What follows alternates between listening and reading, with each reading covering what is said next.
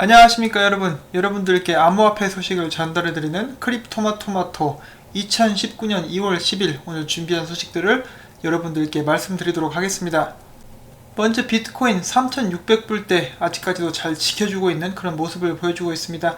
다른 암호화폐들도 전반적으로 좋은 모습들을 보여주고 있고요. 아직까지도 라이코인은 강한 모습을 보여주고 있는 그런 상황입니다.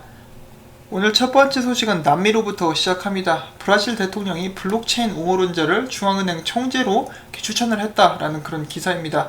자, 이름은 로베르토 캠포스 네토라고 하고요. 이 사람이 이제 국회 승인을 받게 된다라고 한다면은 다가오는 3월에 총재직에 공식 취임을 한다라고 합니다. 자, 또한 이분 같은 경우는 현재 블록체인 가치 창출 능력 및 중앙 업무 기술 활용 의지를 적극적으로 피력하고 있는 것으로 알려졌는데, 만약에 이분이 중앙은행 총재가 된다 그러면은 이제 브라질 같은 경우는 국가 발행 전자 화폐를 한번 기대를 해볼 수도 있겠죠. 부럽네요. 자, 그 다음에 남미 소식, 오랜만에 베네수엘라에서 나온 소식인데, 최근에 베네수엘라에서 이제 비트코인 거래량이 폭발했다라고 합니다. 역대 최고라고, 이렇게 최고점에 달했다라는 기사가 나왔는데, 저번 주에 있었던 비트코인 거래량의 볼륨이 이제 2000개, 비트코인 2000개 600만 달러가 넘는 거의 700만 달러 정도 되는 그런 수치를 기록을 했고, 이러한 수치는 P2P, 이제 개인 간의 비트코인을 거래를 도와주는 그런 사이트인 로컬 비트코인스에서 이제 집계가 된 것이라고 합니다. 또한 이것뿐만 아니라 콜롬비아와 저희가 방금 전에 이야기를 했었던 브라질에서도 비트코인 거래량이 굉장히 높아지고 있다고 하는데, 베네수엘라 같은 경우는 이제 국민들이 정부를 신뢰하지 않습니다. 정부를 신뢰하지 않고 얘네들이 발행한 페트로 코인 역시 지지를 하지 않기 때문에 모든 자본들이 비트코인으로 몰린다라고 볼 수가 있겠죠. 자, 아무튼 이러한 움직임들이 계속해서 남미 쪽에서 확산이 되고 있는 그런 모습들이 보여지고 있습니다. 이렇게 정부를 불신하는 나라들이 점점 늘어난다면은 이제 그들은 그들의 자산을 관리하기 위해서 그 돈을 어디에 놔야 될지 결정을 해야 되겠죠. 이제 금을 살 수도 있겠는데, 금 같은 경우는 취급이 굉장히 불편하죠. 그리고 가지고 어디로 여행을 가기도 힘들고, 그렇지만 이제 저희가 암호화폐 쪽으로 생각을 해본다라고 한다면은 금처럼 전 세계적으로 그 가치를 점점 인정받는 그런 추세에 들어서고 있고, 그 누구도 쉽게 훔쳐갈 수 없으며 사용이나 보관이 굉장히 간단하기 때문에 많은 사람들로부터 이렇게 환영을 받지 않을까 하고 이렇게 생각을 해봅니다. 앞으로 미래에 암호화폐가 차지하는 그런 영향력이 더 커지기를 한번 바라봅니다. 자, 그 다음에 비트코인 선물 관련된 소식인데, CME 12월 비트코인 선물 거래량이 역대 최저치를 기록을 했다고 합니다. 이는 2017년 출시 이래 최저치라고 하고요. 또한 코인베이스, 크라켄, 비트스탬프, 제미니 등 미국의 5대 거래소 비트코인 현물 거래량도 한때 200달러 수준에서 최근 50억 달러로 이렇게 감소한 것으로 나타났습니다. 자, 다음은 SEC에서 암호화폐를 지지하는 한 의원 체스터 피어스에 대해서 잠깐 보도록 하겠습니다. 이분 같은 경우는 ETF 관련해서도 굉장히 긍정적인 발언을 많이 했었던 걸로 유명한 사람이죠. 이번에 이 사람이 최근에 미주리주 법대에 이러한 장문의 글을 보냈습니다. 그리고 이것이 이번에 SEC 홈페이지에 올라왔는데, 이제 여기선 이렇게 이야기를 하고 있습니다. 이제 사람들이 많이 이야기하고 있는 암호화폐와 증권에 관해서 이 사람의 정의를 내려주고 있는데, 암호화폐에 관해서 토큰이 이제 투자 계약 목적으로 팔리지 않았다면은 그 토큰은 증권이라고 볼 수가 없습니다. 토큰들이 투자 계약이 아닌 네트워크의 기능을 위해 팔렸다면은 증권의 범주에 속하지 않습니다 라고 이렇게 이야기를 했습니다. 그래서 많은 암호화폐들이 지금 증권이냐 아니냐 그런 것 때문에 많은 곤란을 겪고 있죠. 그런 암호화폐들이 지금 현재 네트워크에서 사용이 되고 있다 그러면은 증권으로 분류되지 않을 가능성이 높다라고 볼 수가 있겠습니다. 아무튼 굉장히 좀 논란이 많은 분야이긴 한데, 이분이 여기서 또 글에 기고를 하기를 한 부분에서 이렇게 얘기했을 때, 지금 현재 증권법은 굉장히 오래되었고 지금 새로운 그런 기술에 맞춰서 많은 개정이 필요하다라는 의견을 남겼습니다. 자, 이런 식으로 SEC 내에서도 이제 많은 움직임들이 일어날 조짐들이 보여지고 있는데, 그들의 2019년 목표가 암호화폐에 관련된 안건들을 우선적으로 처리하는 것이라고 하니까 이제 앞으로 좋은 소식들을 한번 기대를 해볼 수가 있겠죠. 근데 더 좋은 것은 얘네들이 손을 떼는 것이라고 생각을 하는데, 일단 두고 보도록 하겠습니다. 자, 다음 오랜만에 이오스에 관련된 소식입니다. 이오스 같은 경우는 이오스를 기반한 거래소가 개발 중에 있는데요. 이 거래소의 베타 테스트는 2019년 2월 15일 혹은 2019년 1분기 안에 그 테스트가 진행이 될 것이라고 합니다. 이름은 이오스 파이넥스라고 하네요. 그 다음에 리플 고위 경영진 남아시아 메나 지역 리플 도입 증가라는 기사가 나왔는데, 제가 이것 같은 경우는 며칠 전에 이제 완전한 인터뷰를 한번 읽어보고 여러분들께 요약을 해드린 바가 있습니다. 여기 나와있는 리플 도입 증가 외에도 굉장히 많은 이야기들을 했기 때문에 관심이 있으시다면 제 최근 영상을 한번 찾아보시기를 이제 말씀을 드리고 싶습니다. 미국 정부 법률 변호사 제이크 체르빈스키가 최근에 본인의 트위터 계정을 통해서 암호화폐 시장이 성숙해지기까지는 아직 갈 길이 멀다 라고 말을 했습니다.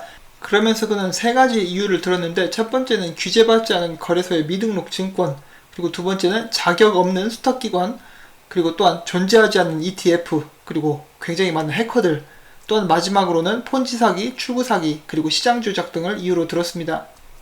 예, 여러분 아직도 암호화폐 시장은 굉장히 어립니다. 지금 그 피델리티에서 이야기하기를 전체 지금 현재 암호화폐에 투자하고 있는 인구는 전체 대비 4%밖에 되지 않는다라고 합니다.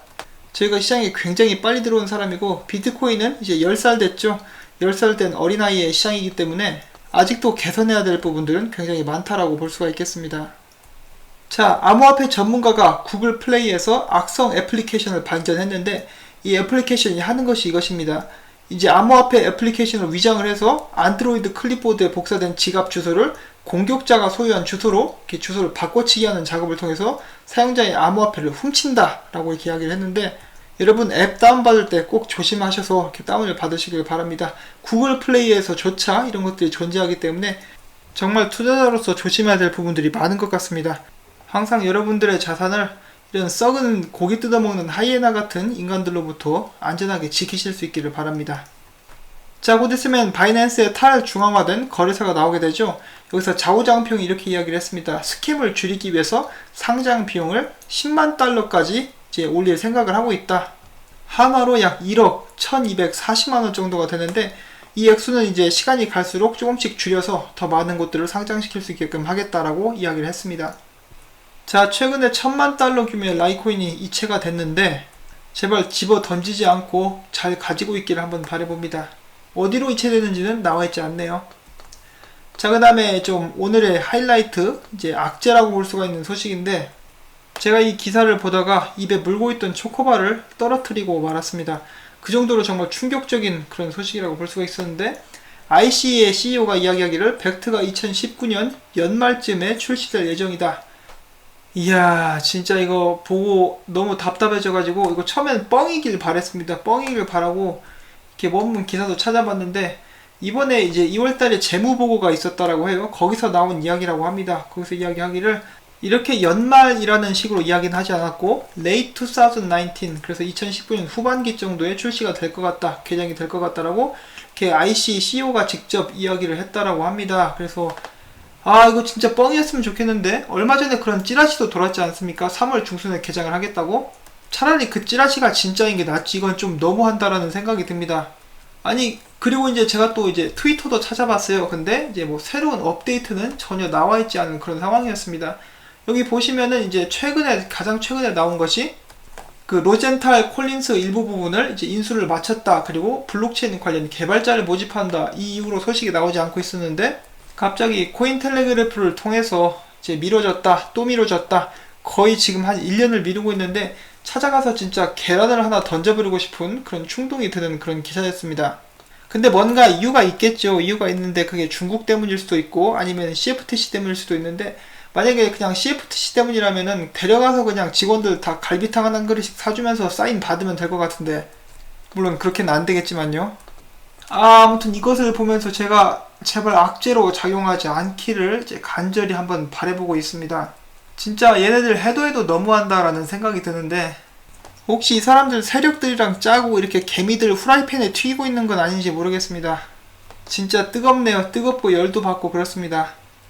지금 현재 차트를 이제 1300불, 비트코인 1300불까지 떨어진다라고 보는 사람들도 있는데, 그거를 막으려면은, 그리고 그런 일이 절대로 일어나지 않게 하려면은 이런 벡트 같은 곳에서 예정대로 개장을 해줬어야 되는데, 정말 기다리던 사람들에게 맥 빠지게 하는 그런 소식이라고 볼 수가 있겠습니다. 내일 당장이라도 이거 오버라고 나오기를 한번 기대를 해봅니다. 정말로 진짜 저로 하여금 초콜릿을 계속 먹게 만드는 이 벡트와 IC라고 볼 수가 있겠는데, 나 당뇨병 걸리면 니네들 소송 걸 거다 이 자식들아. 자, 그 다음 소식인데, 이럼에도 불구하고 우리가 기억해야 할 것이 있으니 바로 예일대학교 같은 곳에서도 계속해서 암호화폐 펀드에 대해서 투자를 하고 있다. 그리고 이 예일대학교가 투자한 암호화폐 펀드가 그 A16Z라는 회사를 통해서 하고 있는 곳인데, 이들이 이제 작년 2018년 이제 10월 달에 이러한 보고서를 냈다라고 합니다. 앞으로 계속해서 이 암호화폐 시장의 겨울이 계속된다, 하락장이 계속된다면은 그들은 더욱더 적극적으로 계속해서 투자를 해 나갈 것이다. 그래서 이 사람들은 암호화폐가 이제 나중에 잘 될 거라고 확신을 가지고 있기 때문에 이렇게 투자를 하는 것이고, 예일뿐만 아니라 하버드 대학교 그런 곳도 이렇게 암호화폐에 대해서 투자를 하고 있기 때문에 저희들과 이제 한 배를 탔다라고 볼 수가 있겠죠. 이제 다 같이 이제 몰려가서 IC 거기 사무실 가서 썩은 계란 함께 던지면 될 것 같습니다.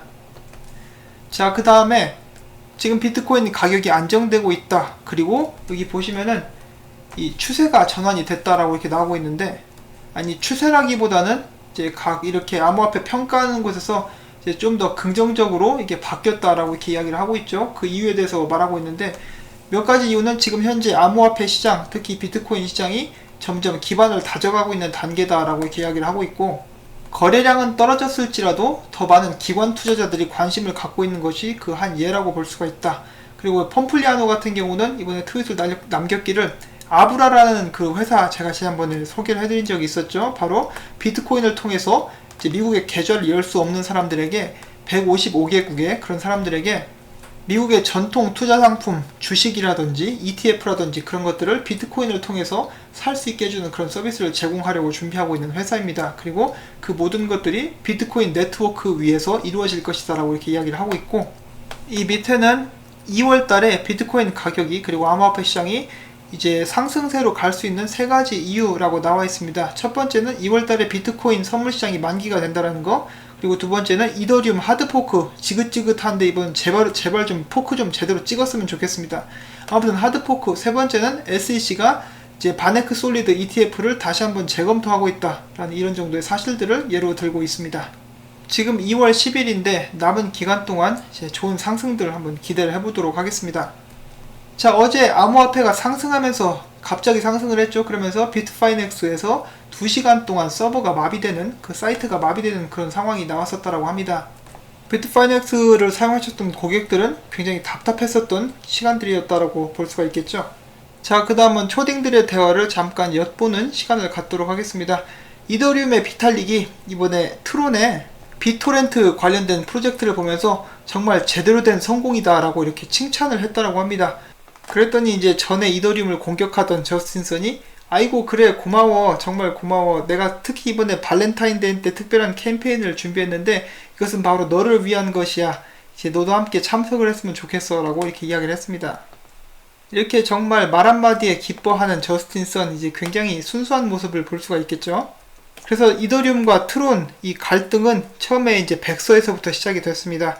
이제 이더리움 비탈릭 같은 경우는 트론이 이더리움의 화이트페이퍼 백서를 베꼈다라고 이야기를 했고, 저스틴선은 그것에 대해서 반박을 했으며, 2018년도 말에 저스틴선이 다시 한번 비탈릭에게 트론의 새로운 백서를 한번 읽어보라고 이야기를 했고, 비탈릭은 그 새로운 백서를 읽고 약간 수긍하는 눈치였다라고 이렇게 기사에는 나와 있습니다. 사실 저스틴선이 비탈릭 도발을 굉장히 많이 했죠. 이제 거래 처리 속도라든지 그 외에 이제 이더리움에서 일하고 있는 개발자들을 본인이 데려가서 이제 돈을 주겠다 그런 발언도 했었고, 실제로 이동한 개발자들도 있었고요. 자, 과연 나중에 이 두 사람이 베스트 프렌드가 될 수 있을지 함께 지켜보도록 하겠습니다. 자, 다음은 암호화폐 직접적인 관련이 있는 그런 소식은 아니지만은, 작년에 미국 보스턴 공항에서 어떤 남자가 5만 불 정도의 현금을 자기 가방에 가지고 있었다라고 합니다. 근데 이제 공항 측에서 이것을 발견을 했고, 이 돈이 아무래도 범죄와 이제 연루되었을 가능성이 있다라고 하면서 그 돈을 압수해갖고 현재까지 돌려주지 않고 있다라고 합니다. 그런데 범죄와 연관이 있다는 증거는 그 어디에도 없는데 이제 정부에서 그 돈을 가지려고 한다라고 하는 그런 기사가 나왔습니다. 정확한 액수는 49,400불이라고 하고요. 현금으로 이제 가방 안에 이렇게 들어있었다라고 하는데 좀 수상하긴 하죠. 그런데 증거가 없으면은 함부로 압수를 해서는 안 되겠죠. 이외에 다른 사건도 있었는데, 어떤 사람이 가방 그 자동차 트렁크 안에 약 2억 달러의 현금을 가지고 달리다가 이제 경찰한테 적발된 경우가 있었다고 합니다. 그런데 그때는 이제 영수증이라든지 그런 것까지 다 있었대요. 은행 관련된 영수증이겠죠. 그런데도 불구하고 압수를 해갔었던 그런 일이 있었다라고 합니다. 그래서 만약에 이 사람들이 암호화폐를 가지고 이렇게 돈을 가지고 있었다면은 그 누구도 함부로 뺏어갈 수는 없었겠죠. 자, 오늘 여러분들이 편히 쉬셔야 하는 일요일인데 제가 약간 심란한 소식을 전해드려서 꽤 안타까운 마음을 가지고 있습니다. 자, 하지만 이런 소식들에도 불구하고 암호화폐 시장이 계속해서 발전하는 것을 막을 수는 없을 것입니다. 2019년 1분기에 아직 나스닥 쪽에서 이제 비트코인 선물시장 개장할 것이라고 이야기를 했고, 그 다음에 에리스X도 준비가 되고 있으며, 무엇보다 지금 당장 3월달에 피델리티에서 수탁 업무를 먼저 시작하기를 한번 바라보면서, 얘네들은 아직 연기한다거나 그런 말이 나오지 않았기 때문에 제발 예정대로 개장을 해주었으면 좋겠습니다. 관련된 업데이트가 나오면은 여러분들에게 또 이렇게 바로 전달을 해드리도록 하겠습니다. 제가 이렇게 정보를 전달해드리는 것들이 여러분들에게 도움이 되신다면은 구독과 좋아요, 그리고 제가 앞으로도 계속해서 열심히 일을 할 수 있도록 광고를 처음부터 끝까지 꼭 시청을 해주시기를 부탁을 드립니다. 시청해주신 여러분들께 진심으로 감사를 드리면서 전 다음에 또 새로운 소식 가지고 여러분들을 찾아뵙도록 하겠습니다. 안녕히 계십시오.